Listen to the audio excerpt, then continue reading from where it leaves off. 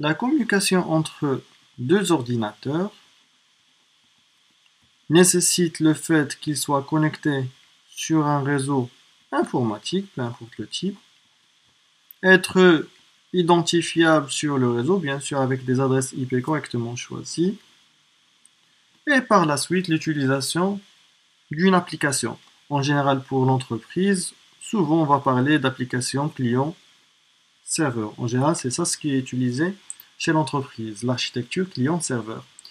Architecture client-serveur, ça veut dire que il y aura des ordinateurs qui vont jouer le rôle de client et d'autres qui joueront le rôle de serveur.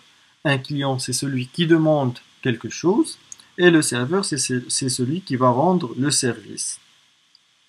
Par exemple, avec la navigation sur le web, un client il peut être muni par exemple d'un navigateur web tel que Firefox ou Brave ou ce que vous voulez comme navigateur web. Et le serveur doit être muni par exemple d'un logiciel qui permet à l'ordinateur de devenir un serveur web, tel que Apache. Il y a aussi Tomcat, et ainsi de suite.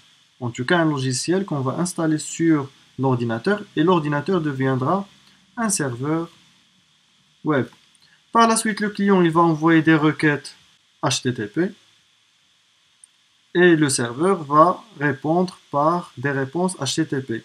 HTTP est un protocole qui nous permet de manipuler les messages web.